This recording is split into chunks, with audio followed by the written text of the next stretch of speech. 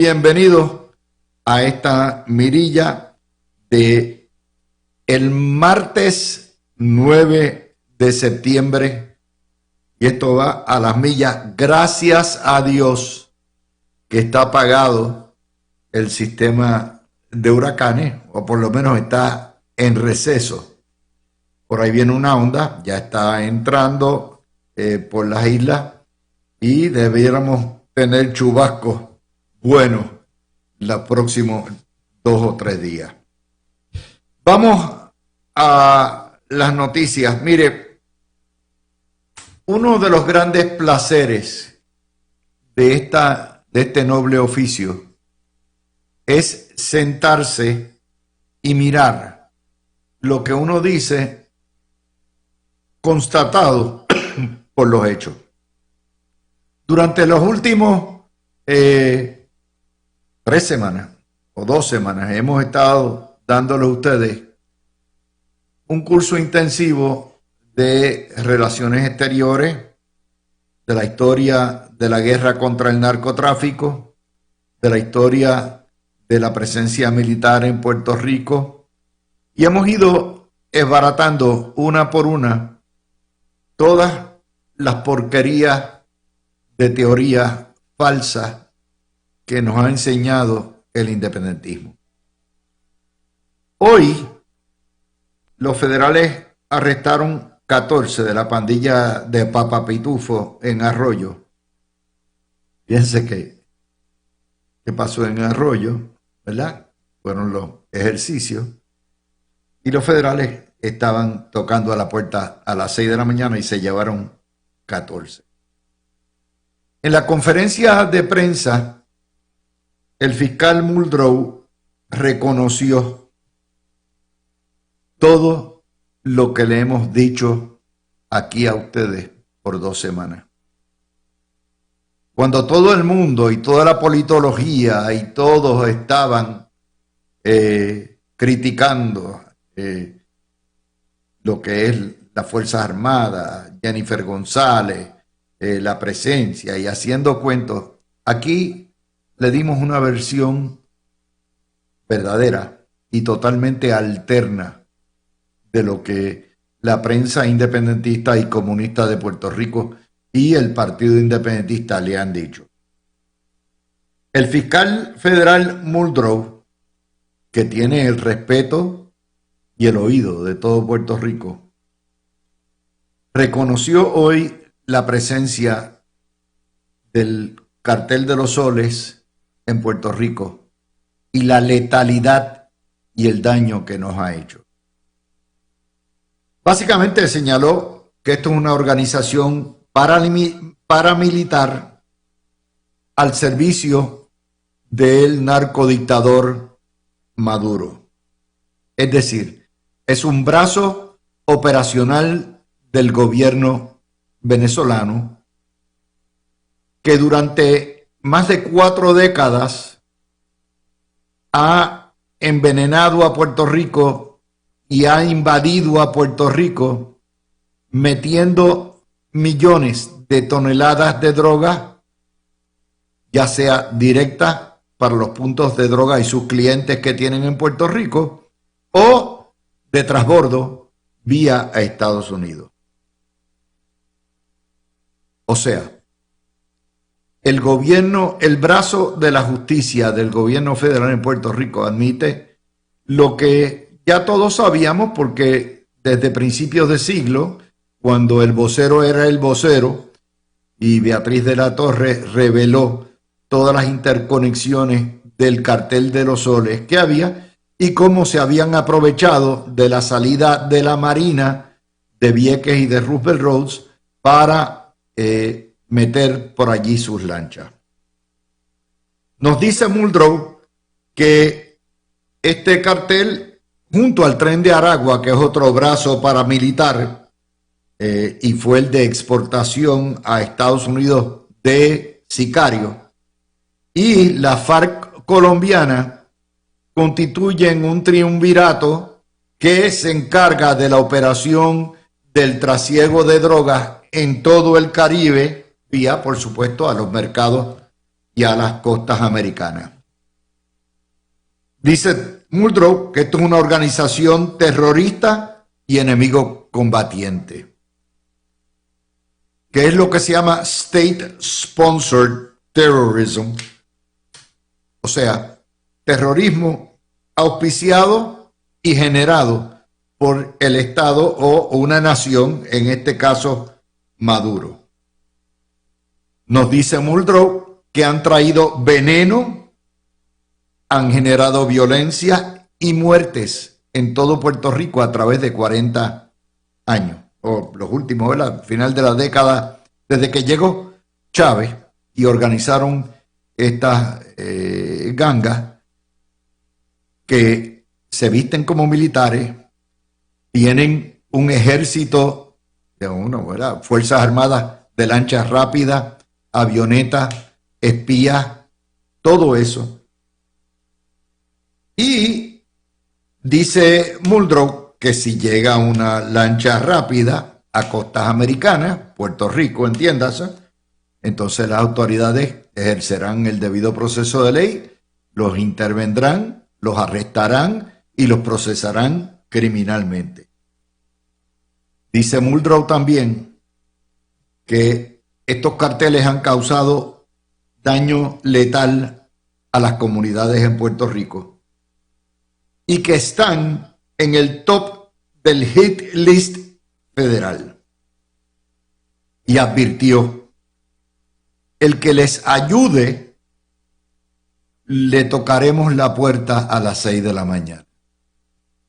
Que esto venga del fiscal federal en Puerto Rico no es cáscara de coco y no es nuevo para ustedes, porque este servidor y mis compañeros en La Mirilla le han estado dando a ustedes esta información continuamente.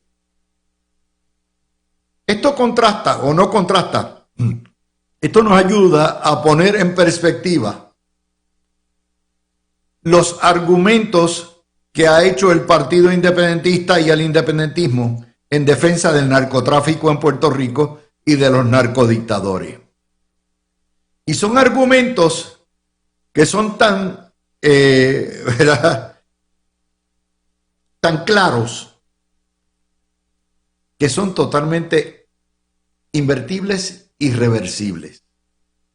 O sea, los mismos argumentos que utiliza el independentismo para proteger a Nicolás Maduro, a Diosdado Cabello, a sus sicarios, a sus asesinos, son argumentos que se pudieran utilizar precisamente para justificar la guerra contra el narcotráfico y la guerra contra el narcoterrorismo. Vamos a verlo. Estos argumentos reversibles son bien claros. No se puede tocar a Maduro porque es una agresión contra un pueblo, el pueblo venezolano. ¿Y qué diablos ha hecho Chávez y Maduro? ¿Qué diablos han hecho con Puerto Rico y con Estados Unidos exportando su droga y su sicario y su violencia durante estos 40 años? Agredirnos, matarnos, envenenarnos. Es una guerra, como yo le había dicho, unilateral, declarada por ellos en contra de nuestros hijos por 35 años totalmente, donde hemos estado indefensos. Y como les explicábamos ayer, las estrategias de la criminalización, del arresto, la interdicción, no han funcionado. Segundo argumento que utiliza el Partido Independentista para defender a los narcoterroristas es que esto es la imposición de la voluntad de Estados Unidos sobre el pueblo venezolano. Ok, vamos a invertirlo. ¿Y qué diablos es lo que ha hecho Maduro con nosotros, sino es imponerle a nuestro pueblo la voluntad del narcotráfico, la voluntad de él como el bichote mayor de los carteles de la droga para matar a nuestros hijos. Tercero, que si Estados Unidos invade, estaría tocando la integridad territorial y fronteriza de Venezuela. ¿Y qué diablos han hecho todos esos yoleros, lancheros y avionetas del Cartel de los Soles entrando a Puerto Rico como Pedro por su casa durante estos 35 años, si no es violar nuestra frontera y nuestra integridad territorial? Nos dicen no a la militarización de Puerto Rico. El régimen chavista es un régimen narcomilitar. Los milicos, toda la estructura del comando del Estado Mayor de Venezuela se lucra del narcotráfico y se han hecho millonarios.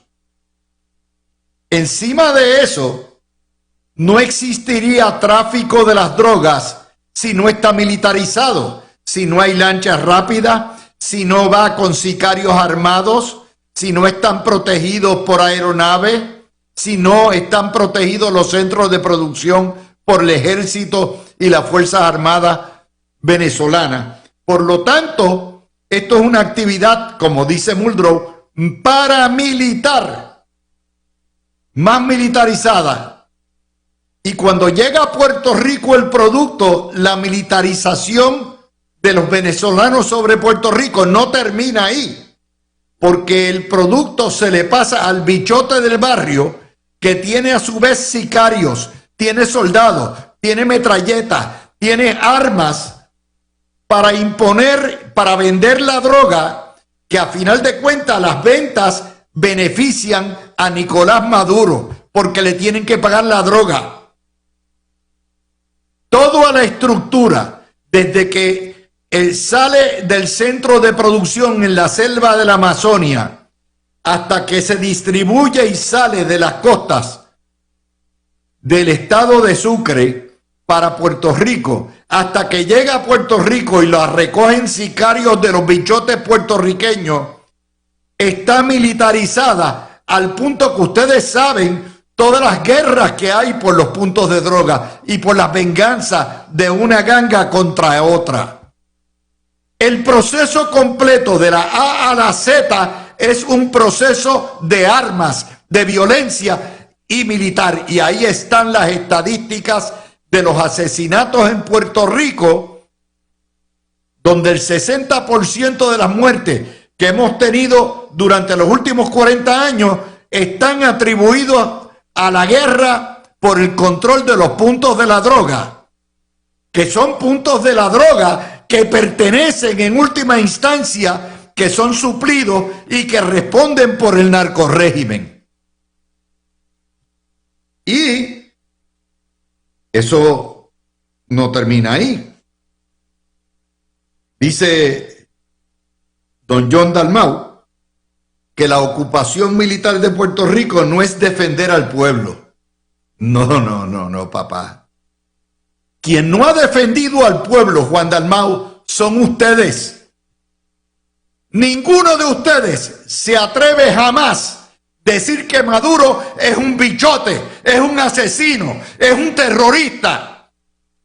Los que han fallado en defender los hijos de los puertorriqueños, los que han fallado en defender nuestros caseríos, nuestras comunidades, nuestros residenciales, son ustedes en el Partido Independentista. Ustedes son los padrinos de los bichotes de Maduro en Puerto Rico.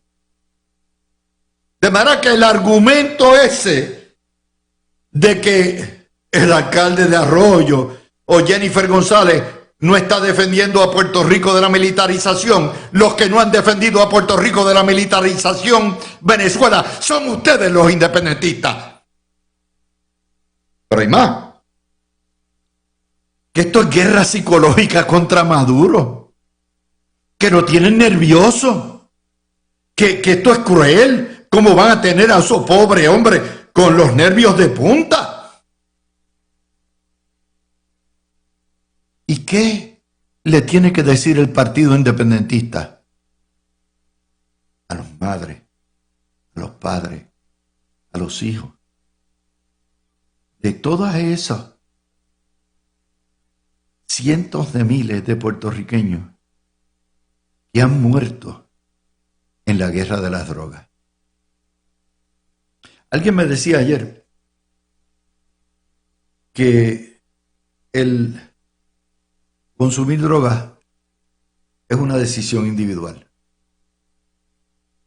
Sí, es cierto. Pero ¿sabe qué? El vender drogas, el tener un ejército para venderlo, el matar, es una decisión colectiva. El producir drogas, el fabricarlas, el transportarlas, el distribuirlas, el llevarlas a Puerto Rico es una decisión colectiva. Las quejas al cuartel. A final de cuentas,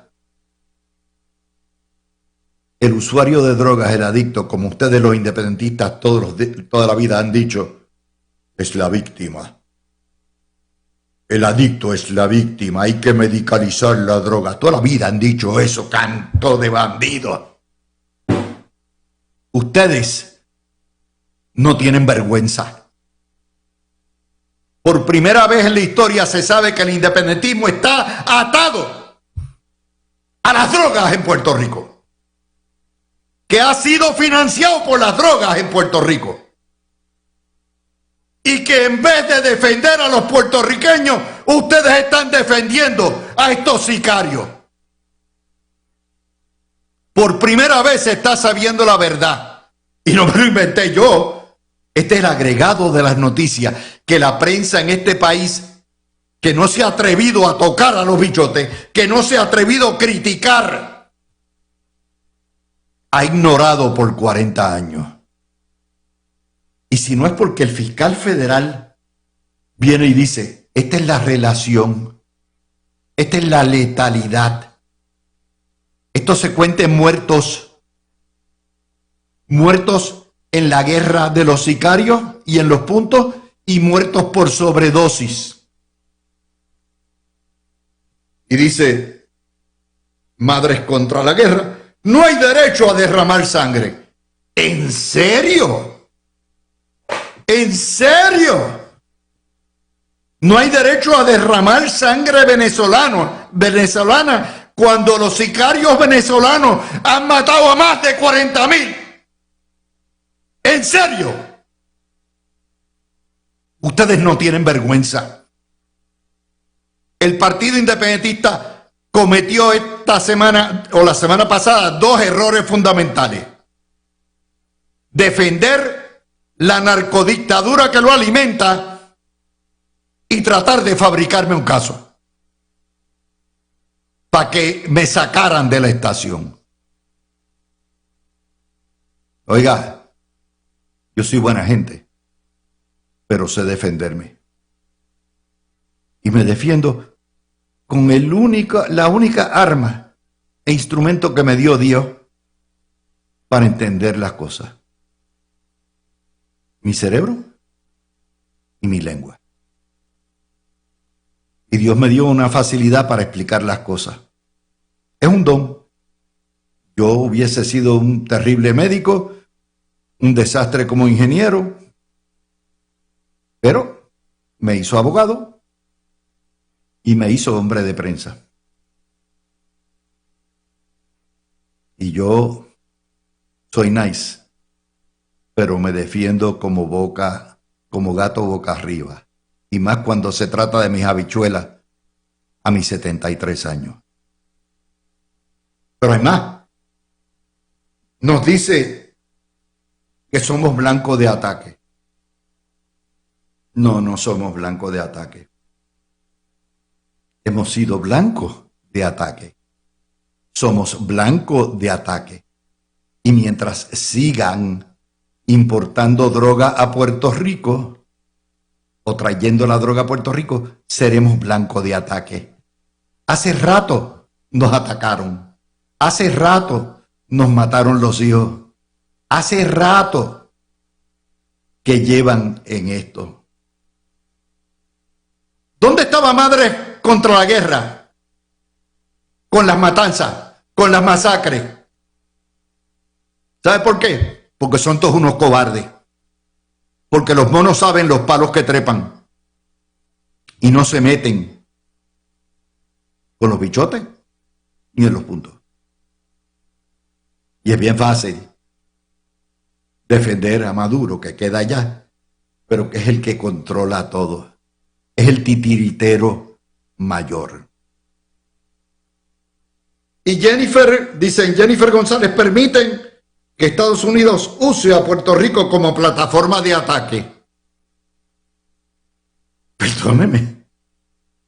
Si Venezuela ha usado su territorio nacional como plataforma de ataque e invasión a Puerto Rico durante todo este tiempo, ¿qué es lo que pasa? Que no nos podemos defender, que Estados Unidos no puede defender su frontera y su integridad nacional y la seguridad de sus ciudadanos, porque al PIB lo único que le interesa, obviamente, es la integridad física de Nicolás Maduro y no la vida, la propiedad y la salud de los puertorriqueños.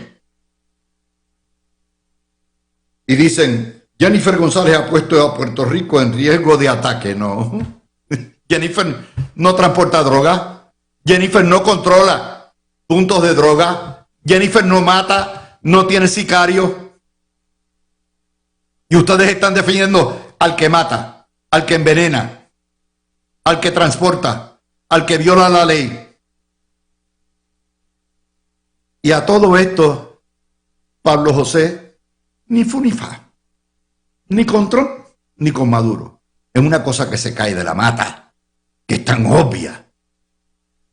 Y usted mira la prensa de hoy, y es la misma vaina. Dice el vocero, entre comillas, en guerra, guerra entre comillas, innecesaria. Quiere decir que los dueños del vocero piensan que esto es una guerra fabricada.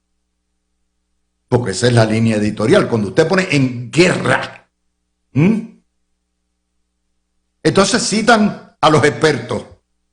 Expertos dicen que Estados Unidos intenta intimidar a Maduro. ¿A quién buscan? A Néstor Duprey y a Sonia Santiago de las Madres contra la Guerra. Esa es la autoridad del vocero. El vocero es un chiste. ¡Japón! Limpia ese periódico. ¿Qué nos dice El Nuevo Día? Nos dice El Nuevo Día, perdóneme, Primera Hora, está en riesgo Puerto Rico. Entonces buscan geopolíticos, todos independentistas. Todo esto parece un espectáculo sin mucha sustancia. Entonces, si es un espectáculo sin mucha sustancia, ¿cómo diablos va a ser un riesgo para Puerto Rico? Si todo esto es una charada, ¿cómo diablos va a ser un riesgo? O lo uno o lo otro. Pero no hay periodismo en Puerto Rico. Porque hay que meterle a la gente, estamos en riesgo. Sí, todos los días estamos en riesgo. Todos los días. Mientras haya drogas en Puerto Rico, todos los días, todo ciudadano está expuesto a que lo asalten y a que lo maten en la guerra de la droga. O que muera alguien por sobredosis. Y Primera Hora nos dice, Irán y Venezuela fortalecen su alianza ante amenazas de Estados Unidos. No, las amenazas no son de Estados Unidos. Vamos a dejarnos de vaina. Aquí nos han invadido, nos han matado, nos han asesinado, nos han envenenado por 40 años y entonces es Estados Unidos el que está amenazando. Y entonces Irán, imagínese usted, la prensa puertorriqueña está con los ayatolas también. juren y respetar la soberanía nacional y la integridad territorial. Esto es un chiste. Esto, yo les digo una cosa, esto es una de las controversias más fáciles para intervenir y debatir, porque aquí no las dieron todas. Aquí hay una realidad. Dignidad se huyó. Hasta Javier Jiménez le cayó a palo en el desastre que tienen ese partido. La misma Dignidad que pedía las bases militares. Esto es locura. Pablo José hizo un Pilato, se avestruzó como los avestruces, metió la cabeza en el hoyo y dijo: ni con Trump ni con Maduro, no me importan los puntos de droga, no toquen a Maduro, que eso no toquen a Maduro. El Partido Popular defiende la integridad territorial y la soberanía de Maduro. ¿Y quién más? El PIB, por supuesto. Son los ahijaditos de Maduro y de Díaz-Canel y de Ortega. Son los hijos de los dictadores, los hijos de la droga. Ese es el PIB. Hay un solo partido que la tiene correcta aquí. El Senado ayer los puso a todos a pujar para arriba. Y solamente los PNP votaron para condenar el ataque, la invasión, el veneno, la masacre. Aquí una masacre es más de 3. Matan a más de 3, chévere. Ok. ¿Y si han matado 35.000 o 40.000 durante 25 años? ¿Qué es eso? Ah, no. Pero hay que ser como don Eleuterio, neutral. Eso es lo que optó el Partido Popular y lo que optó Dignidad. Con eso, mi gente, cerramos. Vamos a coger este tema, que es fascinante. Como les dije, yo nunca pensé que el independentismo en su cipallismo y entrega a los comunistas suramericanos fuera capaz de traicionar al pueblo de Puerto Rico. Pero estamos aquí. Hoy las declaraciones del fiscal Muldrow han reafirmado todo lo que le hemos dicho aquí, todos los analistas, durante esta semana. Y vamos a ver los comentarios que tiene nuestro panel. Tony, Javier y Fernando, empieza el que quiera. Saludos a Javier y Fernando, que está también. Estamos los tres ya aquí. Muy bien. Yo voy a decir algo que a mucha gente no le va a gustar. ¿Por qué la Fiscalía Federal esperó el día de hoy para hacer las expresiones del cartel del famoso cartel de Maduro? Me parece que haberse callado por tantos años, y yo sé que lo está haciendo hoy siguiendo instrucciones del presidente de los Estados Unidos. Si no lo hacía, me imagino que lo iban a votar. Y él, como soldado de fila, pues tuvo que hoy hablar de lo que él sabe, y la pregunta es por qué no ha habido un indictment con pruebas sobre esa gente aquí en Puerto Rico. Parece que yo no nací ayer, tengo 68 años, y ese tipo de expresión de hoy de Muldrow, que estoy a favor del contenido, me parece que se lo debieron haber dicho antes al país. Nosotros llevamos tiempo diciéndolo, y la Fiscalía Federal de Puerto Rico da conferencias de prensa constantemente cuando hay operativos federales, y utilizar el día de hoy es un mandado del presidente de los Estados Unidos, de su jefe, del secretario de Justicia, Pat Bondi. Así que me parece que no juegan con el pueblo. Lo que se sabía que estaban haciendo... Pero acá, Tony, ¿tú crees que lo que dijo Muldrow está mal? Yo creo ¿Está que equivocado, yo creo que Muldrow? no me estás escuchando bien. Déjame repetirte a ver si me escuchas bien. El contenido estoy de acuerdo. Okay. Lo que sucede es que lo están diciendo hoy para fortalecer la posición de Donald Trump sobre Venezuela, que estoy a favor de que arresten a Maduro y que saquen ese dictador de Venezuela. Lo que pasa es que decirlo hoy ¿Por qué no lo dijeron antes? ¿Por qué no alertaron al país de lo que nosotros estábamos hablando? ¿Y por qué se lo callaban? ¿Por qué si tienen pruebas de que están inundando el país de drogas? ¿Por qué no hubo indictment contra esa persona? Que lo pudieron haber hecho, porque Guillermo Gil, cuando era fiscal federal, no me interrumpas, Javier, déjame terminar, no me interrumpas, porque me sacas de hilo. Cuando Guillermo Gil era fiscal federal de Puerto Rico, hizo muchos operativos y acusaba a colombianos aquí en Puerto Rico. Así que me parece que fuera de que lo que dijo es verdad, porque lo hemos dicho nosotros, que Maduro es un traficante de droga y que hay que sacarlo del país, me parece que lo dijo hoy, siguiendo instrucciones del presidente de los Estados Unidos para fortalecer la invasión, que yo estoy de acuerdo. Javier. Ahora, Javier. Disculpa, Tony. Saludos Luis, saludos Tony, saludos a Fernan y a todo el público que nos está escuchando. Mira, a lo que iba Tony, lo que te iba a comentar es que si bien es cierto que quizás no se han radicado casos contra altos funcionarios del gobierno venezolano en Puerto Rico, sí el gobierno federal ha radicado casos contra al menos 15 en los últimos años,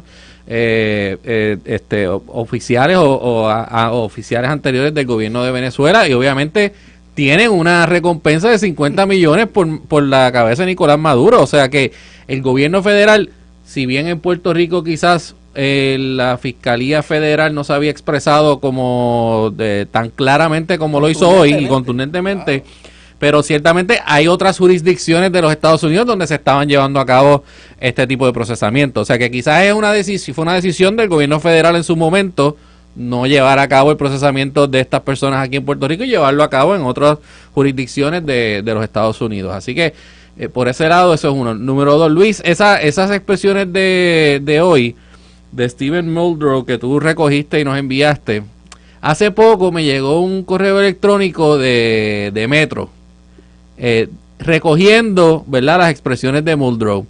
Tú sabes que Muldrow cuando se expresa dice que no tiene ninguna duda que el Cartel de los Soles tiene un rol principal en la droga que llega desde el Mar Caribe a Puerto Rico.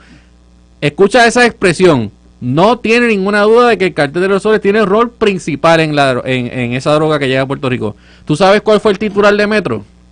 Ajá. Fiscal federal no descarta que el Cartel de los Soles contribuya al narcotráfico en Puerto Rico. No estoy vacilando. Bueno, pues es lo que te digo, la prensa puertorriqueña es cómplice de los narcotraficantes. O sea, yo lo acabo de ver el titular. Esto es propaganda en todos los medios escritos, y no te digo los televisivos. Es una defensa a ultranza de Maduro y los narcoasesinos. Yo tuve que rasgarme los ojos varias veces, quitarme los espejuelos a ver si había visto mal y poner el celular de cerca, porque yo no puedo creer que unas expresiones tan contundentes como las de Muldrow, que dice que no tiene ninguna duda, Metro la haya convertido en un titular que dice que el fiscal federal no descarta que el Cartel de los Soles contribuya. O sea, eso es una cosa, ahí es que ustedes ven, mi gente, la manipulación de la prensa en Puerto Rico, porque esto no se puede decir que hay otra interpretación a lo que dijo Muldrow. Muldrow no puede haber sido más claro, y tú sacas un titular diciendo no descarta, que él no descartó. O sea, eso tiene una connotación completamente especulativa. Y eso no es lo que dijo Muldrow. Muldrow dijo está seguro. No tiene ninguna duda. Pues si él está procesando los casos todos los días. Exactamente. Todos los días, por año. Y tengo mucho más que decir de esto, pero como empezamos con la noticia de Muldrow, quería traer eso. Vamos con primero. Fernando. Buenas tardes, Luis. Buenas tardes al público que nos escucha. Javi, Tony, un placer estar Suena lejos. Espérate. Lo que pasa Fernando es que era el único que tiene botón. No, pero no, perdóname, no estaba claro de si nos habían quedado los controles de los micrófonos los tres, pero repito, repítelo, Yuyo, como decían antes. Espérate, hay uno con botón y dos de No, mira, aquí está sin botón, así es, Luis. Está bien, aquí estamos, Luis, pues buenas tardes. Mira, a mí me quitaron el botón porque yo lo quemé un día, yo creo. No, pero que le deseo a todo el mundo una feliz tarde, mucho cuidadito en la carretera, que está lloviendo un montón, por lo menos por acá por el área metro. Estoy bien contento de estar aquí compartiendo con Tony y con Javi los martes por las tardes. Mira, yo creo que hay un consenso bastante generalizado en toda la nación, o sea, en todos los Estados Unidos, de que Nicolás Maduro es una presencia maligna al control de Venezuela por un sinnúmero de razones, narcotráfico siendo una de ellas. Pero ese hombre, con su gobierno bolivariano, llevaron y estrellaron la economía de lo que era uno de los países más ricos del mundo en su momento, por sus riquezas naturales, porque era un centro de comercio, era un centro de educación. O sea, la economía venezolana era un faro en el norte de Sudamérica, hasta principios de los años 90. Y primero Hugo Chávez y después Nicolás Maduro han llevado ese país a la ruina, causando que hasta las personas más humildes que eran los principales acreedores de los beneficios del gobierno socialista, los chavos que se regalaban, las propiedades, etcétera, hasta esa gente empezó a abandonar el país en masa, yéndose principalmente a los Estados Unidos. Yo creo que no hay mucho cariño para Maduro, por lo menos en estos lares. Ahora bien, yo pues cojo un poco con pinza lo de aglutinar el Tren de Aragua como organización terrorista, como un brazo del gobierno venezolano que se está utilizando para causar daño en los Estados Unidos. El Tren de Aragua es una ganga, no, o sea, vamos a estar claros, es una ganga. O sea, son personas criminales, una ganga que origina en una prisión en el estado de Aragua, en Venezuela, se propaga por América Latina, llega a los Estados Unidos, parecido a los maras salvatruchas, se dedican a hurtar propiedades, bienes, extorsionar personas, trata humana, venta de narcóticos, pero no son notorios, a diferencia de los carteles mexicanos, en trabajar en la exportación o en la importación de narcóticos hacia los Estados Unidos. Lo que pasa es que Donald Trump designa el Tren de Aragua como una organización terrorista, en parte para justificar las deportaciones masivas de venezolanos hace unos meses atrás. ¿Ok? O sea que hay que tener cuidado de mezclar cosas que en realidad no van unas al lado de la otra. Con eso, no estoy diciendo, y pues esto me consta por mi línea de trabajo, que mucha de la droga que entra a Puerto Rico y a la República Dominicana, que viene también para Puerto Rico, sale del norte de Venezuela. En parte porque la frontera entre Venezuela y Colombia es una bien porosa. De hecho, la mayoría de la cocaína que llega aquí se produce en Colombia, no en Venezuela. Pero inicialmente el gobierno venezolano permitía que se utilizaran unas rutas. Ahí es que entra el asunto del cartel de los soles, que se agrava en el 2005 cuando Chávez vota a la DEA de Venezuela. Entonces, pues ahí obviamente la frontera porosa básicamente se abre y se abren las rutas para mover todo ese veneno a Puerto Rico, al área del Caribe y de ahí a los Estados Unidos, pero también la mayoría de la droga que llega a los Estados Unidos viene por unas rutas del Océano Pacífico, o sea, al sur de Centroamérica y a través de tierra en Centroamérica. Si no es que se produce en México y se cruza a través de la frontera entre México y Estados Unidos. Así que lo que yo estoy viendo aquí, no sé si me estoy adelantando a otro tema, que tiene que ver pues con la presencia militar. No, el próximo tema va a ser el impacto de estas posturas en los partidos. Pero ok, no me voy a meter ahí, pero yo creo que todo lo que estamos hablando y lo que pasó con la embarcación la semana pasada, la llegada de varios efectivos de las Fuerzas Armadas a Puerto Rico, etcétera, responde más bien a crear una imagen, ¿no? Y crear un disuasivo para la entrada de drogas a través del Caribe, pero eso no te va a atender el problema más grande, que es la entrada a través de Centroamérica y a través del Océano Pacífico. O sea que si Estados Unidos seriamente quiere atender este problema, también tiene que dedicar recursos a patrullar las costas al sur de Guatemala, al sur de Panamá, etcétera, etcétera, etcétera. Tony, ¿cómo quedan los partidos aquí? Mira, déjame abundar un poquito lo que dice Fernando. Este operativo que hay, que yo estoy a favor de él, yo creo que yo hubiese sido más agresivo. Y eso es mucho decir, que yo sea más agresivo que Donald Trump. La droga, tú lo habías dicho hace varias semanas, sí, que tú estabas a favor de la ocupación. Claro, la droga aquí es secundaria. Aquí el operativo mayor es para sacar a Maduro del poder, un hombre que se robó las elecciones, un hombre que es un traficante de droga, prófugo de la justicia. violador de derechos civiles en Venezuela. ¿Qué más quieren? La mayor parte de la droga sale por aviones privados, en pistas clandestinas, estas lanchas que cruzan ese mar que es gigantesco. Es droga, pero la mayor cantidad de la cocaína sale de Colombia también. Y a través de México, que tienen los carteles famosos. Hay muchos problemas. O sea, el problema de la droga en Estados Unidos, créame, no es Venezuela.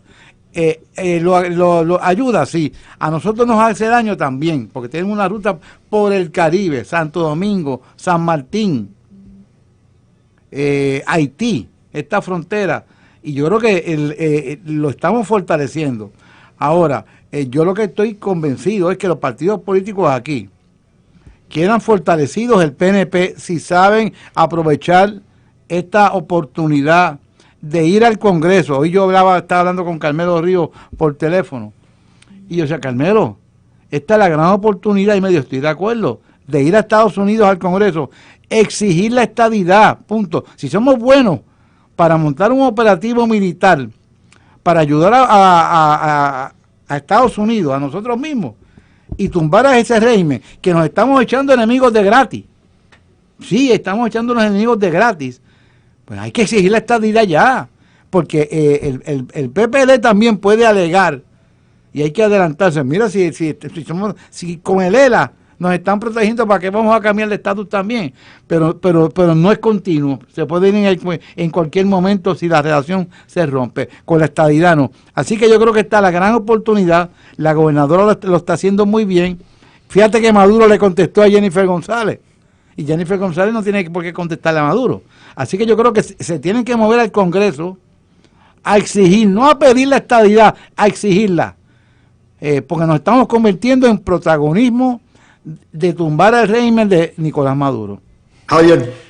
Mira, Luis, el efecto en los partidos políticos. Yo creo que sin duda alguna el mejor que lo está jugando es el PNP. Claro. Y yo creo que no hay duda alguna en cuanto a eso. Tú tienes un partido que está defendiendo al pueblo de Puerto Rico de los efectos que tiene un narcodictador que envía drogas, que controla un cartel y que tiene básicamente la ruta de la droga hacia Puerto Rico, que esa droga y los efectos que tiene esa droga en la población ha hecho que hayan muerto y hayan asesinado a cientos o miles de personas en Puerto Rico gracias a ello, que se hayan perdido miles de vidas a la sobredosis y a los efectos que tiene la droga.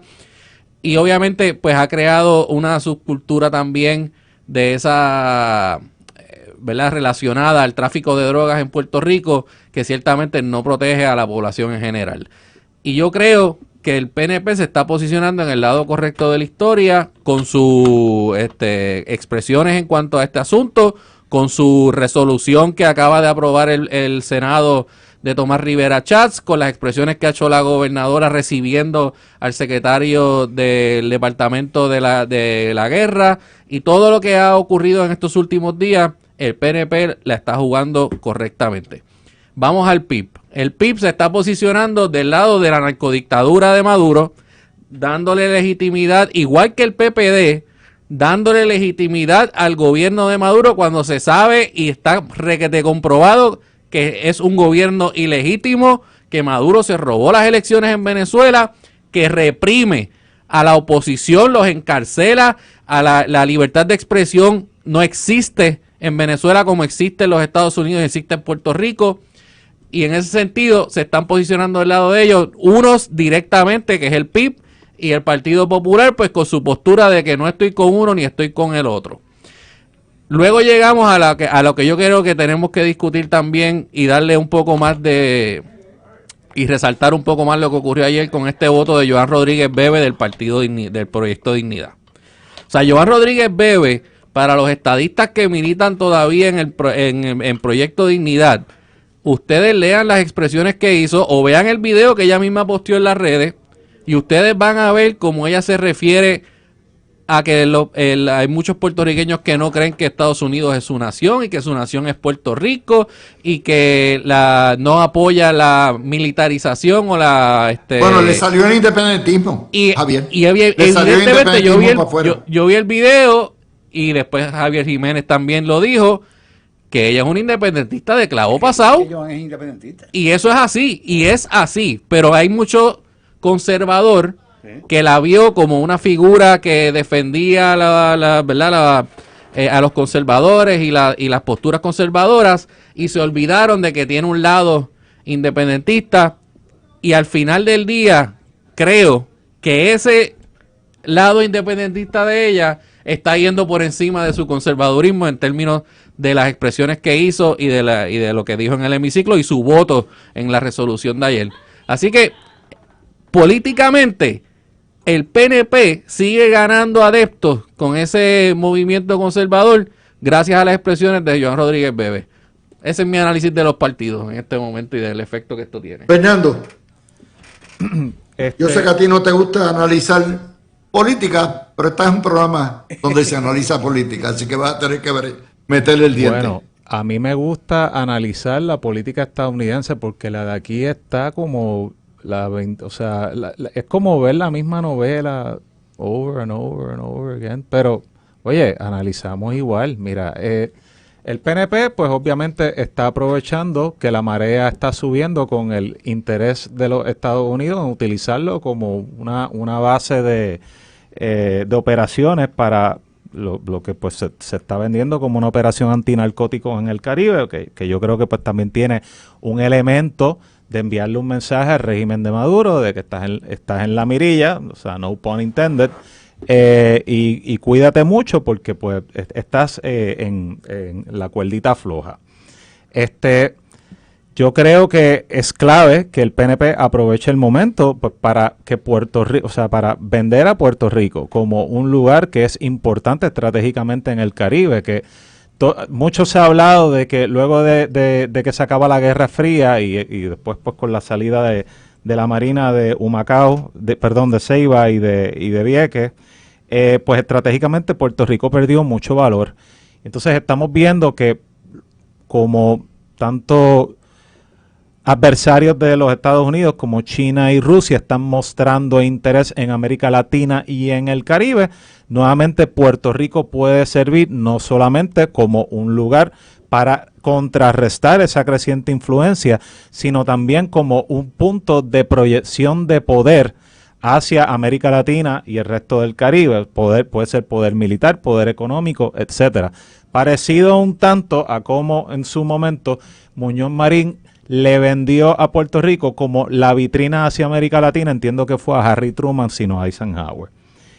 O sea que los otros partidos están dejando pasar esta oportunidad. Digo, al PIB no le importa. El Partido Popular, pues obviamente está dejando pasar la oportunidad. En el PNP, que vemos demócratas y republicanos, se está viendo de que, mira, podemos utilizar esto como un chance para que nosotros pues, podamos ser relevantes en la discusión nacional y empujar. No se debe dejar hacia un lado, empujar el asunto de la estadidad como parte de esta discusión. Y esa importancia estratégica que, como bien tú dices, en un momento se pensaba que se había perdido, también porque el gobierno federal luego del 9/11 cambia su estrategia en términos de qué es la prioridad máxima que va a perseguir el gobierno federal y va a enviar más recursos al terrorismo y a asuntos también de corrupción política. Y ahora estamos viendo también quizás un cambio, y lo dice Muldrow en la entrevista de hoy, de que va a ser prioridad ahora nuevamente en el tope de las prioridades del gobierno federal, atacar entonces el asunto de la droga. Así que es un cambio también, un paradigma de cómo se utiliza también el gobierno federal en las prioridades y en la forma en que entonces el gobierno de Donald Trump está atacando el problema, haciéndolo como uno que no es solamente para el local enforcement y la policía estatal y policías locales a nivel de los estados, bueno, sino que está utilizando la milicia para hacerlo. Vamos a hacer la pausa para el tema. Mire, Maduro se mete hasta el dedo. O sea, este tipo tiene que estar embalado. En el medio de todo este torrente, se le ocurre declarar que la Navidad empieza el día 1 de octubre y que hay que decorar y hacer una fiesta religiosa, ¿ok? Hay que hacerla desde octubre. O sea, 4 meses de charanga. Y entonces le cae arriba a Jennifer González, que venga aquí, que venga aquí. Jennifer González es gobernadora de una isla colonizada que no tiene poder alguno sobre nada. Pero obviamente así de tostado está. Mira, Bueno. Luis, antes de la pausa, yo quería ampliar lo que estábamos hablando. Puerto Rico es más ¿Qué fue? que dar bases militares, que hay mucho más que dar. Que las hay, que estamos en una posición en la geopolítica importantísima, sí.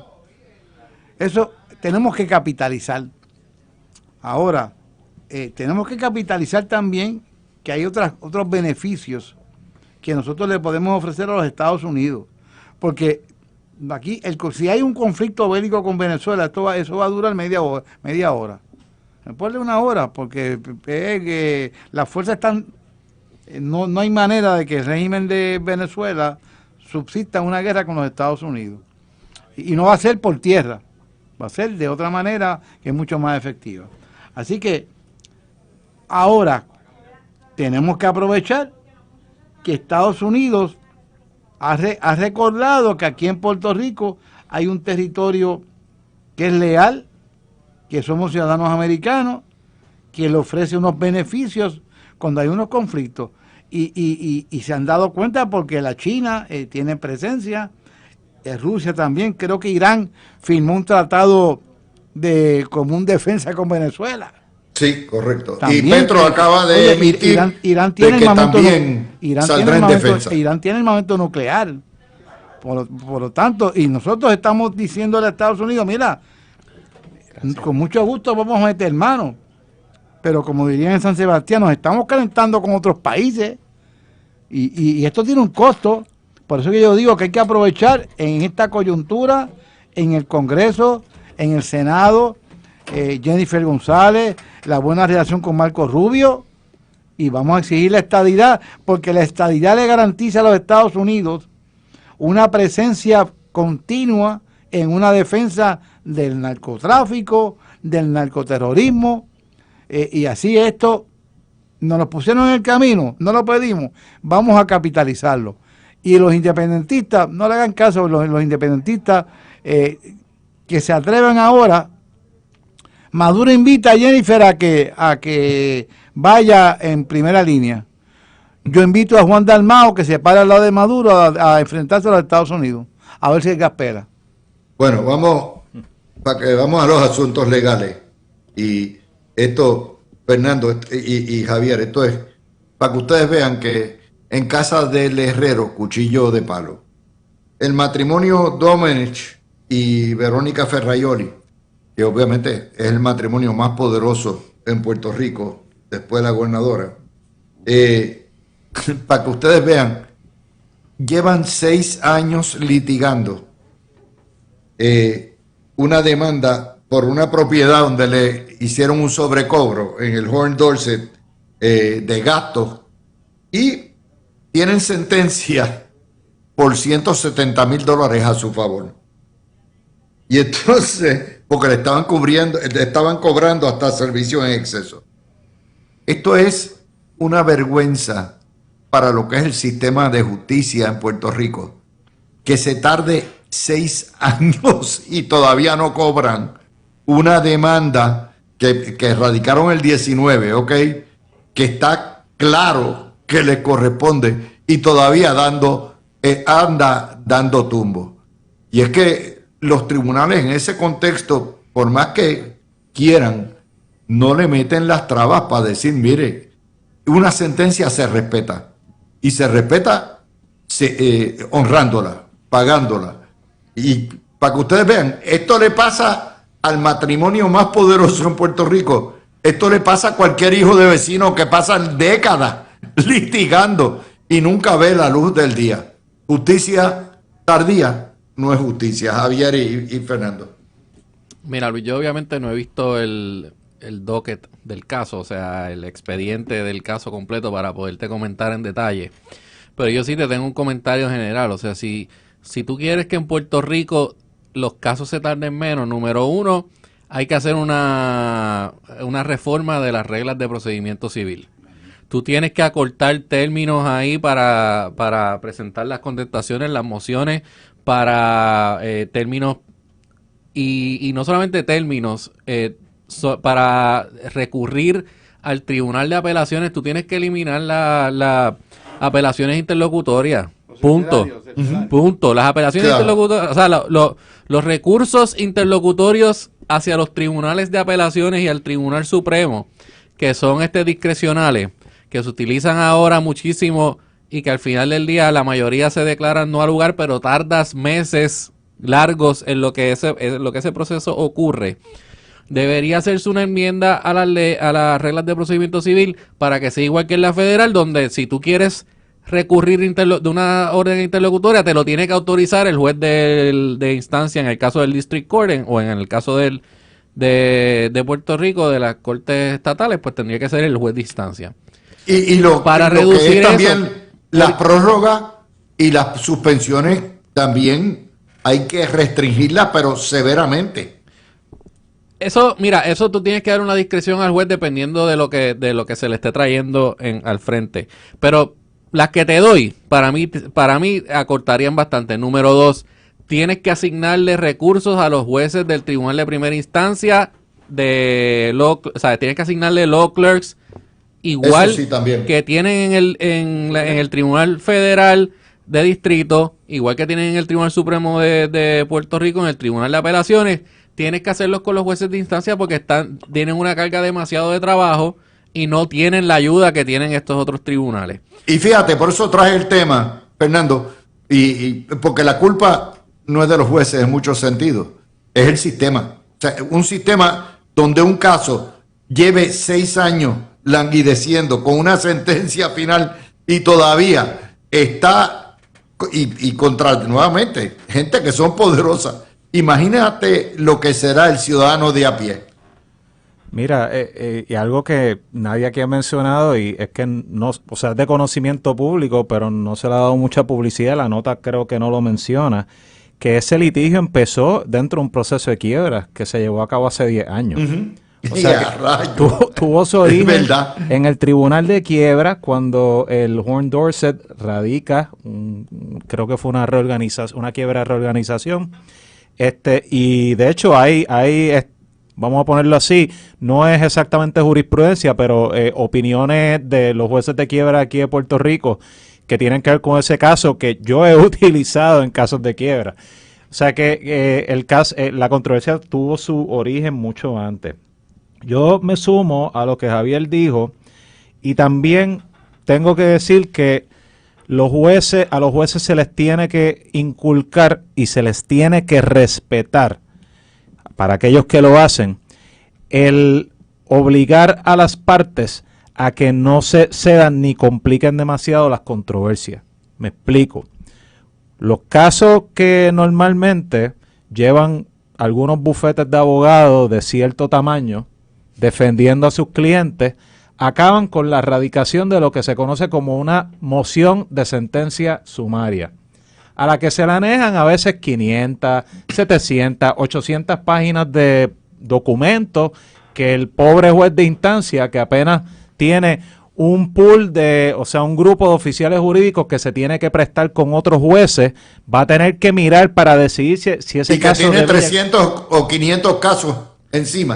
Encima de eso. Y entonces las reglas disponen que hay unos límites para la presentación de documentos y rápido estos abogados piden que se les permita radicar por encima del límite. Y mira, no, lo que usted tenga que decir que es importante, usted me lo dice en 25 páginas y no me incluya más de 100 páginas de documento, por ejemplo, porque eso también atrasa los procesos. Yo ahora mismo tengo un caso donde pasó exactamente eso y ya vamos para 1 año desde que se presentó ese escrito por la parte demandada y todavía el tribunal no me resuelve, y entiendo que es porque es que el tribunal no tiene los recursos para atender esos documentos voluminosos. O sea que también no solamente es del sistema, es de los que, o sea, de las partes, o sea, de los jugadores del sistema. Pues también, Tony, Tony, fíjate qué interesante. Tú en un caso criminal donde está envuelto, no está en juego la libertad, está en juego las víctimas del delito y todo eso, los casos generalmente se ven en ¿cuántos? Año y medio, 2 años. Es que hay unos términos corriendo de juicio rápido. Por eso. ¿Y por qué en el civil es 4 veces más lento? Yo creo que hay que acortar los términos, como dice Javier y Fernando. Los jueces necesitan oficiales jurídicos. Cuando yo llegué al Departamento de Justicia, cada abogado en litigios generales tenía asignado 100 casos. Y yo decía, es imposible que un abogado pueda manejar 100 casos. Y un caso que se perdía en justicia, de que se dedica a nivel federal, le costaba millones de dólares al gobierno. Así que me vi obligado a buscar a contratistas privados para bajar la carga económica. Se juntaron los despidos en el gobierno, se fueron un montón de abogados. Los grandes bufetes de altos leyes se llevan a los abogados y los contratan. Pero no hay lugar a duda que la litigación civil es una litigación más complicada que la criminal, porque el caso criminal normalmente, Luis, se ve en corte, en sala. Uh-huh. Muy poco caso criminal se resuelve por moción. Uh-huh. Y por documento. Y por documento, ¿no? Tienes vamos evidencia a ver real, evidencia testifical, claro, y para afuera. Siéntate a declarar tu testigo y no culpable o culpable. A nivel civil, voluminoso, deposiciones. De las cosas que más atrasa la litigación civil son las deposiciones. Porque los jueces no intervienen en la fecha en que los abogados escogen. Estamos todos seteados para tal día. Ocurrió una enfermedad de un abogado, hay que suspender todas las deposiciones. Busquen fecha entre nosotros mismos. Y cuando tú vienes a ver, a veces estás 2 años y no se han llevado a cabo las deposiciones. Entonces los jueces, ¿qué van a hacer los jueces? Empezar a emitir sanciones económicas y económicas. Entonces cuando se juntan los bufetes grandes con el ansia esa de facturar, porque lo que se puede simplificar lo complican, ese es su trabajo. Y yo estoy diciendo, mira, 6 años, poco ha durado el caso. Búscate los que litigan los casos de herencia, ¿cuántos años están? Cada vez que muere un heredero, hay que sustituir al heredero. No. Esto requiere una reformulación de la práctica civil, de las reglas civiles, que son más complicadas. Mira, tú te ves unas reglas muchas veces civil y son bien complicadas para entenderlas. Y hay un montón de dudas. Y yo creo que requiere que se... Mire, la esposa de Javier es juez, que mejor que ella... conoce que si nos está escuchando lo que padecen los jueces en lo civil. Este programa lo oyen todos los jueces. Yo te garantizo. Mira, un juez en lo criminal tiene 13 casos de vista preliminar. Y se suspenden 8, se ve una. Un juez de lo civil tiene 2 casos asignados un día y son más complicados que 30 vistas preliminares. Tony, el récord está claro. Tanto la juez presidenta como en las conferencias que yo he podido oír de los jueces del Supremo, hay una alta preocupación precisamente por este tema, por lo que es la lentitud. Yo creo que ha habido conferencias judiciales donde el tema de la lentitud de los casos civiles se ha discutido, pero no es suficiente. Hay que meterle mano a esto. Y el caso, saqué este caso que no se ha discutido hoy, diciendo, caramba, si las 2 personas más poderosas de este gobierno están ensalchichados 6 años con un lío que está claro que tienen sentencia a su favor, pues imagínate. Y la experiencia cuando yo postulaba como abogado era eso mismo. Los casos eran... Entonces, si te encuentras con un bufete de estos ordeñadores de vacas, pues estás peor todavía. Que tienen todos los recursos ilimitados, peor. Y por eso te traigo las recomendaciones de las reformas que te estoy hablando y de verdad y en términos sustantivos, y te las doy porque veo y he visto en la rama judicial, en los jueces, he visto una conciencia de que justicia tardía no es justicia, y muchos te lo repiten y te lo dicen a sí mismo y tratan de, ¿verdad?, calendarizar los casos lo más rápido y eficiente posible. Pero hay reglas simplemente de procedimiento civil que no les permiten hacer más allá de lo que ellos pueden en términos de la calendarización. y obviamente los recursos interlocutorios atrasan los casos por año. Así que eso es algo que tiene que mirar el sistema de justicia, mirar el Tribunal Supremo y ver si se llega a un consenso y se comienzan a hacer algunas enmiendas a las reglas. Luis, hace años se trató de establecer en Puerto Rico un tribunal de arbitraje comercial. Para que todo este tipo de casos, que la controversia es comercial muchas veces, económica, se lleven en otro tipo de tribunal, con mediadores, con personas que puedan mover más porque la mayor parte de la práctica civil lo que se busca es un chavo. En lo criminal meter preso a alguien y en lo civil ganar dinero una parte. En esencia, salvo excepciones que las hay, caramba. Entonces, si tú puedes coger unos casos que son más comerciales que otra cosa y sacarlo del trámite judicial común y corriente y que llevarlo a ese tipo de tribunal de arbitraje, yo creo que se puede mejorar también. Aquí hay casos en lo civil que si tú quieres ver un caso en tus méritos te lo ponen de aquí a un año. En lo criminal tú no puedes hacer eso. No es imposible, sí, no lo puede hacer. Oye, pero las garantías constitucionales, por supuesto. También depende de la disposición de las partes y de sus abogados, porque yo también he estado en litigios que han sido bastante contenciosos, bastante bien peleados, pero los abogados quieren resolver. Claro, todo el mundo quiere resolver. Oye, y todo el mundo se pone de acuerdo para tomar las deposiciones en cuestión de 3 meses, todas las que hay que coger.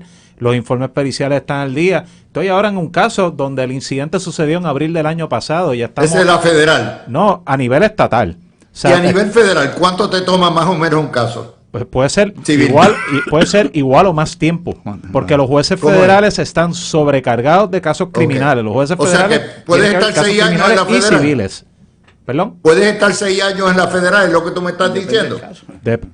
Tony lo acaba de decir. Lo que pasa para la disposición del tribunal de distrito, o sea, lo que es el tribunal de primera instancia a nivel federal, no necesariamente estaría 6 años, pero luego entonces tienen apelaciones y tienen otros recursos que pueden incoar. Pero sí, hay un problema a nivel federal que a pesar de que tienen más ayuda a los jueces de distrito y tienen law clerks y tienen obviamente más support que un juez de instancia, tienen que ver un montón de casos criminales y en una jurisdicción donde hay muchos casos criminales a nivel federal, pues se les atrasa porque la carga mayor de calendario a nivel federal es lo criminal. No, y ahora, para colmo de males, desde hace casi 2 años, el Tribunal Federal está corto por 4 salas. Los jueces de distrito se tienen que turnar con los magistrados para celebrar vistas y se tienen que calendarizar con semanas de anticipación. O sea,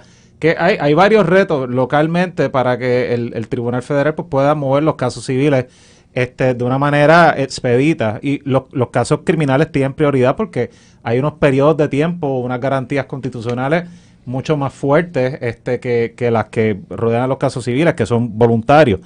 Perdón, Fernando, el caso de Wanda Vázquez, ¿cuánto tiempo tardó? Bueno, pero hay casos criminales, lo que pasa es que yo siempre dije que ese caso no se iba a ver. A esos casos hay que darle vistas de seguimiento cada 60 días para no violar los términos de rápido enjuiciamiento. Se suspenden con más facilidad que a nivel estatal. O sea, pero fíjate, Tony, a Wanda le convino el achiclar el caso. Bueno, a Wanda le convino que cambiara de administración, exacto, a nivel de presidente. Que llegara Trump y ya está, le convino. Hay veces que al acusado le conviene achiclar. Fíjate, y le convino no haber separado los juicios, porque gracias a que Bellutini estaba de coacusado. Claro, se montó en la guaguita de Bellutini. No, en la guagua no, en el tren AVE. De alta velocidad. Bueno, déjeme pasarle a otro tema. El presidente del Senado radicó enmiendas al Código Electoral, entre otras, para que el voto adelantado se cuente con los demás y no al final, o se vaya contando. Un amplio voto adelantado para mayores de 55, es presencial, hasta 10 días antes de la elección. Eso es lo que pasa en Florida. Tú puedes votar 2 semanas antes del evento electoral, tú puedes ir, están abiertos los colegios y votas. Claro, tienes que enseñar el ID o lo que sea. También hay que añadir 23 juntas de inscripción permanente para completar los 40 distritos representativos, horario ampliado desde las 8 hasta las 5, el que no se den resultados parciales la noche de las elecciones, sino al otro día, cuando se terminen lo que son las competencias más cerradas, el cierre uniforme del registro electoral 50 días antes de elección, el definir criterios más específicos sobre lo que es el voto, los requisitos para tú cualificar para voto adelantado y voto ausente, y las transiciones ordenadas en la Comisión Estatal de Elecciones cuando cambia el partido de mayoría. El PNP tiene los votos para pasar el rolo. La pregunta aquí es si lo harán en combinación o en consenso con uno de los partidos de minoría. ¿Qué ustedes creen? Bueno, si se quieren unir, pues bienvenido sea. Saben lo que dice el del Código Electoral del 2020. Pero el Partido Popular y ciertamente el PIB, cuando se trata del voto adelantado y de hacerle más fácil a la gente votar, etcétera, ellos, la posición de ellos es que eso es corrupción y que siempre hay irregularidades. Porque votan los viejos. Porque eso facilita para los viejos. Y los viejos mayormente son antiindependentistas. Eso es uno. Mira, en términos sustantivos de las enmiendas que vi, que se están discutiendo, yo estoy a favor. La más que me gusta es que el voto adelantado se comience a contar antes de la noche de las elecciones. ¿Para qué? Para que no ocurra lo que ha ocurrido en las últimas dos elecciones, que es que tienes unos resultados que no son reales a lo que va a ocurrir al final de que se haga el conteo, y donde tienes al frente quizás a un candidato que cuando llegue el voto adelantado pues se sabe, y cuando se cuente y se añada al sistema pues se sabe que evidentemente no le va a favorecer la candidatura, pero que entonces abre la puerta a que esas facciones empiecen a cantar que aquí hubo irregularidades, que el voto adelantado es corrupto, que el PNP es corrupto, etcétera, etcétera, etcétera. Así que por eso estoy completamente a favor de que se empiece a contar antes del día de la elección. En términos de lo de la certificación, lo que hablas de que no se cuenten los votos, no es que no se cuenten los votos, entiendo es que no se certifique preliminarmente un ganador hasta el próximo día al mediodía. O sea que se van a ir las parciales. Se van a ir obviamente anunciando y publicando los resultados parciales mientras vayan entrando, pero entiendo que el código actual requería que certificaras un ganador preliminar en las carreras en la noche de la elección, y esto sería, entonces lo movería al otro día al mediodía, que cuando lo combinas con que ya el voto adelantado va a estar contado, pues te va a dar un resultado mucho más certero de lo que de verdad ocurrió en la elección. Todas las enmiendas que se propongan en asuntos electorales tienen que ir dirigidas a que el elector se le facilite el derecho al voto, que se le garantice que su voto va a ser contado, y que lo antes posible el pueblo sepa cuáles fueron los resultados, y que los electores tengan tiempo suficiente, porque estas filas kilométricas que yo viví en las pasadas elecciones, y son filas al aire libre, que si llueve, ¿qué vas a hacer? Niños menores de edad acompañando a los padres. Yo creo que eso hay que cambiarlo completamente, y yo estoy de acuerdo con el presidente del Senado. Nadie puede oponerse a que a mí se me facilite el derecho al voto. Nadie puede oponerse a que personas envejecientes se le garantice un acceso fácil a que ejerza el derecho al voto. Nadie puede oponerse a eliminar las grandes filas el día de las elecciones. Nadie puede oponerse a que los votos por adelantado, que es un misterio siempre, se cuenten ya y se cuenten, punto. Si son adelantados, ¿por qué se atrasan la contabilidad? Es la contradicción, voto por adelantado, resultado atrasado. Y que sobre todo que lo antes posible se sepan quién ganó las elecciones, para que el pueblo tenga mayor credibilidad en su aparato electoral. De lo contrario, serían enmiendas que yo no voy a favorecer, pero todas las que he escuchado van dirigidas a esas cosas que yo he dicho que debe ser la máxima en asuntos electorales. Mira, y en nada cambia el principio del balance electoral. O sea, no se puede hablar de que estas enmiendas... Digo, yo no he escuchado las expresiones del PNP, del PIB y otros sectores con interés en estos procesos, pero en nada se está proponiendo cambiar uno de los principios fundamentales, que es el balance electoral. En toda mesa donde se cuentan votos, en toda mesa donde se hace un escrutinio, todos los partidos y todos los candidatos tienen derecho a tener un representante. Todo se hace literalmente sobre la mesa. Y yo creo que el sistema electoral de Puerto Rico es de los más transparentes y de los más participativos que hay en toda la nación americana. Si se facilita aún más el derecho de votar, oye, yo creo que nadie puede estar en contra de eso. Pero posiblemente el PPD y el PIB levanten el grito en el cielo porque no van a tener los funcionarios. Dice, nadie puede estar en contra de eso y de momento lo pensaste y dijiste, espérate, yo creo No, o sea, nadie debería. Los votantes, me refiero a los votantes, como que contra, te lo ponen más fácil, pónmelo sencillo. Hoy día renovar un malvete es un poquito más sencillo porque lo puedes hacer a través de una aplicación. Pues votar, te lo hagan más sencillo. Pues mira, tal vez los partidos de la oposición levantan el grito en el cielo porque siempre tienen problemas llenando las mesas y los colegios con funcionarios. Y eso es mala de ellos. O sea, eso no es problema del PNP. Ellos se tienen que poner las pilas y tienen que motivar a la gente a que se aparezca para trabajar en las elecciones generales, para el voto por adelantado, en el escrutinio, etcétera. Que yo veo que posiblemente hay oposición de la oposición, pero lo que está detrás de eso es simple y sencillamente que los ejércitos electorales de los otros dos partidos principales no se comparan con el PNP. Y que las medidas van dirigidas también a facilitarle el voto a personas mayores de 55 años, que ellos saben que en términos proporcionales, pues no votan por ejemplo, por el van a tener que buscarse los funcionarios para atender eso. Me imagino que estas candidaturas de agua, que fue el fraude más grande que yo he visto últimamente, yo pongo a una persona a este puesto y le digo, no voten por él, aunque es de mi partido.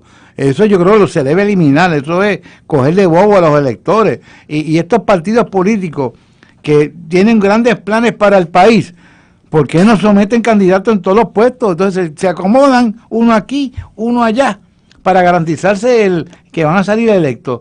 Claro, uno no puede obligar a un partido a nominar a todo el mundo, pero yo creo que las candidaturas de agua, que yo siempre dije, eso es un fraude, que yo ponga un candidato a gobernador de mi partido y le diga, no voten por él. Tú sabes lo que es la ridiculez de un candidato que diga, yo soy candidato a gobernador por mi partido, pero no voten por mí.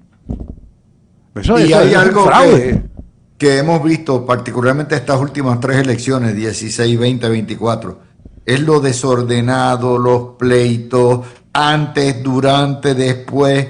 Esto se ha convertido en un campo de batalla. Los independentistas se oponen a todo, pierden todos los casos, se pierde tiempo. De alguna manera hay que limitar lo que son ese tipo de apelaciones y que las cosas se trabajen dentro de la Comisión Estatal de Elecciones. ¿Tú sabes lo que tú harías, Luis? Meterle sanciones económicas, esos pleitos frívolos. Pues mira, por eso, unas buenas sanciones económicas. Que se resuelvan por mayoría dentro de la comisión y no por unanimidad. Pero yo no sé, no sé si el mismo PNP estaría de acuerdo con eso, pero si lo que se busca es facilitar... ¿Unanimidad en Puerto Rico? O sea, los comisionados electorales se tienen que poner de acuerdo. Bueno, yo lo sé, pero claro, y nunca hay unanimidad. Por eso, pues que sea no va a pasar porque van a todos a unirse en contra del PNP. Claro. Entonces, así que, pero sabes que inclusive los casos electorales se mueven muy bien. O sea, si hay un caso civil, correcto, que se mueve a la velocidad casi de la luz. Y tiene términos cortos. Bueno, porque hay unos términos perentorios. Los jueces los mueven bien. Oye, rápido. Sí, y llegan al Supremo en menos nada. Bueno, porque hay un voto que hay que saber quién ganó. Y tú no puedes paralizar un gobierno. Vamos a esperar un año, lo que no. Pero estoy de acuerdo que si hay un partido que se fue de 30-0 en esos casos, oye, debería mirarse también y hacerse un análisis de que esos pleitos eran frívolos. Y sanciones económicas, punto, le meto una sanción. Y si no tienes con qué pagar, después te lo quito de tu fondo electoral. Tiene que haber, cuando tú le tocas el bolsillo a la gente piensa bien lo que va a hacer. Ahí es que empieza, y a los partidos. Pero el desmadre jurídico que hay y que se ha visto desde el 16 con el abuso, el abuso del derecho, casos frívolos, cuánta cosa hay, que a final de cuentas es para quitarle derechos al elector. Eso de alguna manera hay que buscar manera de liquidarlo. Vamos a hacer la pausa al tema de los casos federales. Mientras la prensa liberal anda obcecada con la postal que le envió Trump hace 23 años a Jeffrey Epstein, y andan en eso horas y horas, hay casos importantes que ayer el Supremo le dio luz verde a DHS, a ICE y a la presidencia a activar la Guardia Nacional y utilizar los efectivos que tengan que hacer para implementar las leyes de migración y combatir la criminalidad. Se le permite a los oficiales identificar a la gente por idioma, por raza, por color, por lo que se llama profiling. Eso es uno, y ya de hecho comenzaron los operativos en la ciudad de Chicago en contra de la voluntad del alcalde de Chicago y del gobernador de Illinois. Y la otra nota acaba de salir en la tarde, es que la Corte Suprema puso en un trámite acelerado el argumento oral sobre los aranceles de Trump, donde la controversia es si los aranceles los impone el Congreso y no se pueden poner por orden ejecutiva. El argumento oral se va a ver en el Supremo en noviembre, lo que quiere decir que es muy probable que antes que termine el año tengamos una determinación, un dictamen de la Corte Suprema. Recuerden que mientras más tiempo pase, si hay que devolver esos aranceles, Trump alega que está recaudando billones y billones, peor va a ser para el Tesoro. Cógenlo por ahí. Luis, la orden de la Corte Suprema sobre... Entiendo que te referías a la que le permite a ICE detener indiscriminadamente. Exacto, tú estabas mencionando lo del profiling ahora mismo. Ayer. Eso, ok, lo que hizo la Corte Suprema fue dejar sin efecto una orden de paralización que emitió la Corte del Noveno Circuito de Apelaciones Federal, que básicamente pues confirmaba, ¿no?, el dictamen que sale de un tribunal federal en Los Ángeles, donde se prohíbe que los agentes de inmigración puedan utilizar unas características externas de una persona para tener sospechas razonables de que esa persona puede ser extranjera.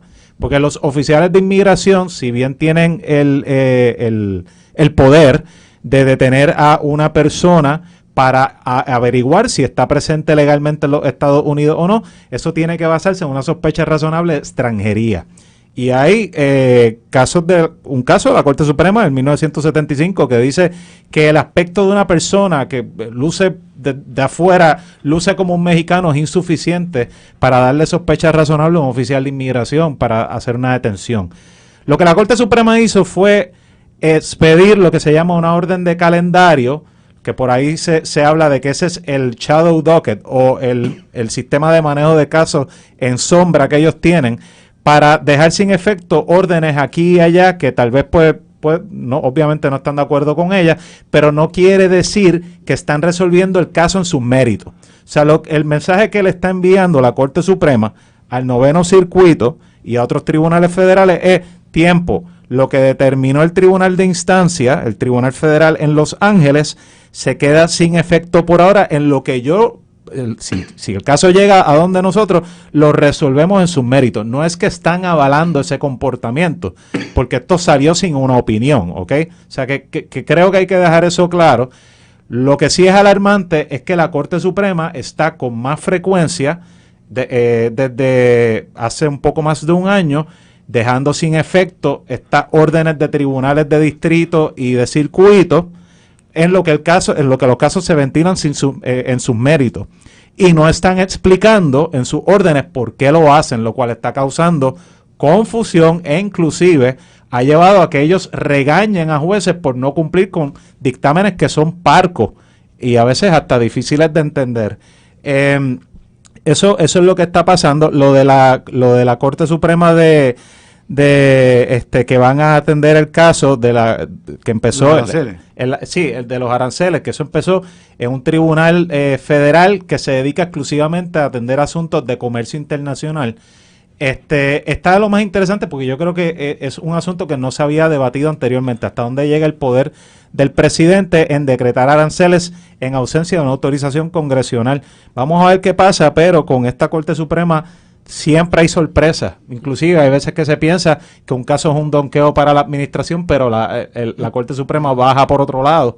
Pero esto está bien interesante de por más. Bueno, porque los tribunales conservadores también son partidarios de que los poderes que le otorga la Constitución a las distintas ramas, pues tienen cada una un poder y no pueden tampoco excederse de esos poderes. Y en ese sentido, el conservadurismo, el poder legislativo lo ha protegido, ¿verdad? Históricamente. Y pues esa decisión en términos de los aranceles, estoy totalmente de acuerdo, tenía que calendarizarse lo más rápido posible. Y se necesita ese insumo del Tribunal Supremo, esa decisión del Tribunal Supremo al final del día, hasta dónde llega el poder de un presidente para imponer ese tipo de aranceles. Y esto es, obviamente, si en algún momento no se pone de acuerdo Donald Trump con los republicanos en el Congreso y logran quizás hacerlo por aprobación congresional y el caso no se termina viendo al final del día. O sea que estaba de lo más interesante en términos del caso de inmigración. Como dice Fernando, estoy totalmente de acuerdo. Tú tienes una jurisprudencia que ya está ahí y está en los libros, pero obviamente hay que analizar y el Tribunal Supremo analizará si la decisión que se tomó en el Tribunal de Distrito se excedió de lo que es la interpretación que le ha dado el Supremo anteriormente, o si el Supremo pues tendrá alguna aclaración adicional en términos de si puede detener una persona por ¿cuál es el término? Sospecha razonable. Sospecha razonable de que sea extranjero. La mayoría de esos casos al final del día, pues ¿qué pasa? Cuando vas a la prueba, si había algo de lo que quizás el Estado se puede agarrar y la persona al final del día no tiene la documentación, pues se va en ese sentido. Yo dudo que los tribunales sean muy aptos a proteger tanto al indocumentado. Sí, estoy seguro que habrá casos que son totalmente que hieren la retina y los tribunales pues terminan adoptando eso, pero la cuarta enmienda, o sea, todo esto tiene que ver con la cuarta enmienda que protege a las personas de registros y allanamientos irrazonables. Y se ha encontrado que pues ese tipo de detención basada en profiling viola la cuarta enmienda. O sea, ese caso que mencioné ahorita, el de Ponce, lo resuelve así. Recordemos que la cuarta enmienda es un disuasivo para el gobierno para hacer las cosas por el lado, para hacer las cosas mal. O sea, que si tú vas a encausar a alguien, civilmente o criminalmente, porque los procesos de inmigración son civiles, tú tienes que seguir unas reglas. Y entonces, pues la exclusión o el que no se permita que se use cierta evidencia, etcétera, es un castigo al gobierno por no seguir esas reglas. Pero estoy seguro que Tony está de acuerdo conmigo. La cuarta enmienda se ha erosionado. Lo que pasa es que yo en materia de inmigración, mi pana, en general, estoy a la derecha de la derecha. Está bien, ok, pero que la cuarta enmienda se han creado tantas excepciones. Sí, lo sé. Que eso es un queso suizo lo que hay ahora, y pues mira, o sea, Fernando, yo eso creo nos protege a todos. yo creo que los tribunales tienen que facilitar, salvo que no se cometan unos abusos de agresiones, que los agentes de inmigración hagan su trabajo. Hagan su trabajo porque Estados Unidos tiene que limpiar de su territorio y no limpiar en el sentido malo de la palabra. La cantidad de inmigrantes que se meten en los Estados Unidos a no hacer nada, a cometer delitos, a hacer barbaridades. Y no me refiero a los hispanos, porque siempre hablamos de ilegales y nos concentramos en los hispanos.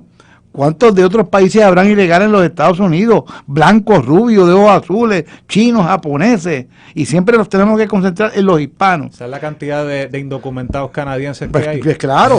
Así que yo creo que los tribunales deben de alguna manera, oye, yo no quiero sonar abusivo, que los agentes de inmigración hagan su trabajo, porque todo país tiene derecho a que su territorio Es que, Tony, esté con gente legal, Fernando. Ya de Pero- por sí tienen bastante laxitud. El problema es que se han dado tantos atropellos donde se han detenido a personas legalmente, que están legales, de acuerdo, y de ciudadanos acuerdo, estadounidenses de acuerdo. que porque Claro. están hablando español o son chicanos o están en un vecindario altamente Pero ven acá, hispano. ¿cómo yo puedo saber, salvo, mira, el Tony, idioma te lo compro, lo visual. pero tiene que haber unos requisitos flexibles, porque si no, ejemplo, yo paro a una persona, oye, ¿seré inmigrante o no seré inmigrante? Y le hago dos preguntas, mira, ¿desde cuándo tú estás aquí? ¿Cómo llegaste? ¿Hasta dónde yo puedo llegar? ¿Hasta dónde yo? Pues, tú tienes una ID de aquí. Tiene que haber una flexibilidad, tiene que ser flexible, porque si no, y como dice Javier, ok, me paraste ilegalmente, perfecto, ¿qué van a hacer? ¿Soltarme? Pues me van a deportar como quiera. Es como el que le ocupan droga ilegal. Se cayó el caso. Pero es La que droga no te la voy a devolver, la voy a ¿A decomisar. ti no te archiva un caso de deportación por una violación de cuarta enmienda? Eso ha pasado, pero es bien raro. Está bien, pero lo que te quiero decir que el efecto es académico, porque el que es ilegal, aunque lo hayan arrestado ilegalmente. No, yo creo que no, porque, ¿No hay que hacen con él? porque eso lo que Lo hace mandan para su casa. es que obliga al gobierno a hacer las cosas bien. Pero O lo sea, mandan para su casa, Fernando. ¿Qué cosa? Al que es ilegal y pues lo pararon ilegalmente, punto. Pero usted es ilegal. O sea, que al final del día no tiene, No tiene, la evidencia Bueno, de que no no- tiene la claro, ciudadanía, no necesariamente tiene acaba su- ¿Y qué hacen su con él? residencia No permanente. necesariamente acaba una deportación. Pero es un ¿qué hacen proceso. con él? Para que ustedes vean también el poder que tiene Trump en estos tiempos, ¿verdad? Y lo que le han dado las cortes y los medios. Ustedes saben que Trump tiene una guerra contra los medios de comunicación que dicen que no lo tratan bien, y es verdad. O sea, cuando usted mira CNN, mira NBC, es una cosa pero asqueante, es como la prensa en Puerto Rico con la fobia que tienen. Bueno, pues tanto fue y protestó que la empresa CBS tuvo que contratar un fiscalizador de contenido ¿Qué que es es eso? conservador, ¿ok? A cargo de investigar querellas y de analizar internamente cómo sus reporteros cubren las historias, si están editorializadas, si tienen opinión inyectada, si tienen bulos y historias ¿Son una falsas, censura previa? si están desbalanceadas, ¿ok? Y va a actuar como ombudsman de los televidentes, para que ustedes vean cómo están las cosas. O sea, Eso fue Lo que parte pasa del... es que CBS no llegó a un Es que acuerdo eso con Donald fue Trump. para que no se opusieran a que difamación. Paramount comprara. Skydance exactamente. comprara Paramount. Y pues Exactamente. obviamente se llega a este acuerdo por el lado porque este hombre porque Trump es un socialista de derecha. Esas cosas existen. Mete las manos en todos lados. Es una cosa absurda. Y ¿No? porque- Pues, y con el interés Explícame eso, socialista de derecha. Chacho, Ahí como me perdí. Eso requiere un vino caro. fíjate. Es, Eso- que- eso- no, pero, es o sea- lo que quiso decir, que es un capitalista de izquierda. Pero con Trump se llegó Yo a un nunca había acuerdo. escuchado socialismo de derecha. Pero CBS llegó a un acuerdo con Trump por la difamación por el reportaje de 60 Minutes de Kamala Harris. Yo creo que correcto, fue, por yo eso. creo Sí, que, también. que ellos llegaron a un acuerdo con Trump en ese caso. Y pues CBS está implementando esto Autoprotección. para que no ocurra Ah. nuevamente o para minimizar, ¿verdad?, la posibilidad de que algo así ocurra nuevamente. Evidentemente hay ciertos medios que se han dado cuenta del efecto que ha tenido su programación demasiado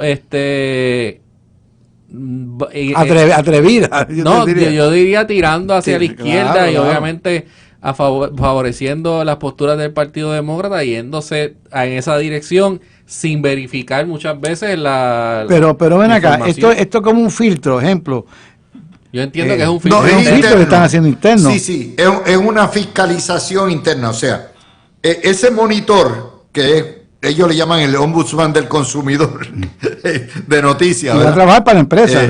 Trabaja para la empresa. Claro. Y es, obviamente, la empresa es ultraliberal, por lo tanto, pone un freno. Entonces, él tiene que revisar, o sea, cuando no es censura previa, ¿ok?